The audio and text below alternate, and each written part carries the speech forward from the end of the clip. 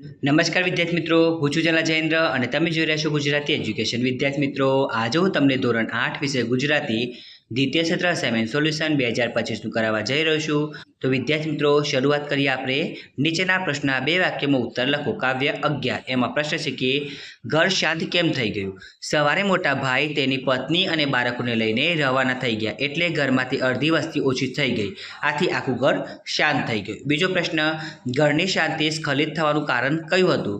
ઘરની શાંતિ સ્ખલિત થવાનું કારણ એ હતું કે દિવાળીનું વેકેશન પૂરું થતાં ધંધાર્થે દૂર દૂર વસતા બાના સંતાનોને એમના પરિવાર સાથે પાછા જવાનું હતું. નંબર 3, બા પગથિયા પર કેમ બેસી ગયા?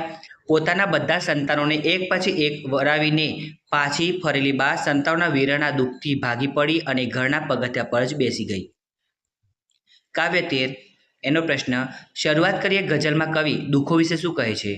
કવિ કહે છે કે દર વખતે દુઃખો આવી પડે તો એનાથી આપણને શું કામ હારી જવું? હવે તો હિંમતથી આપણે દુઃખોને જ પરાજિત કરવાની શરૂઆત કરીએ. કાવ્ય 16 એનો પ્રશ્ન, શ્રી કૃષ્ણને રીઝવતી 16,000 સ્ત્રીઓની વિશેષતા શી છે?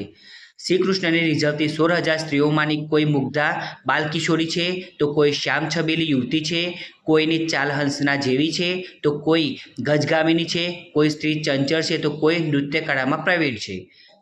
18 દુહામુક્ત ખાયકું એનો પ્રશ્ન, વિપત્તિ આવે ત્યારે ઉદ્યમ શા માટે કરવો જોઈએ?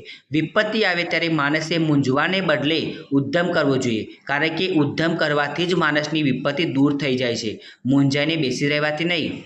કાવ્ય 21 નંબર 1, કવિએ કમાડે શું શું ચિત્ર્યું છે? શા માટે? કવિએ કમાડે લાભ અને શુભ શબ્દો ચિત્ર્યા છે અને શ્રીસર લખ્યું છે, કારણ કે કવિ માને છે કે ઘરના કમાડ પર આવા માંગલિક શબ્દો ચિત્ર્યા હોય તો જીવનમાં એ સરનામે સુખ જરૂર આવશે. બીજો પ્રશ્ન, કવિએ ઉમરાને કેવો કહ્યો છે? શા માટે? કવિએ ઉમરાને મરજાદી કહ્યો છે, કારણ કે ગૃહિણી ઉમરાને ઓળંગીને દોડી આવી છે. એને વિશ્વાસ છે કે સુખ અમારે સરનામે જરૂર આવશે.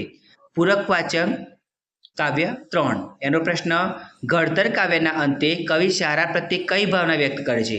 કાવ્યના અંતે કવિ વરદ તીર્થ જેવી શાળાની મંગલ કથા અને ઘડતર પ્રથા ચિરસ્થાયી રહો એવી ભાવના સાથે શાળા પ્રત્યે અને પ્રેમ વ્યક્ત કરે છે.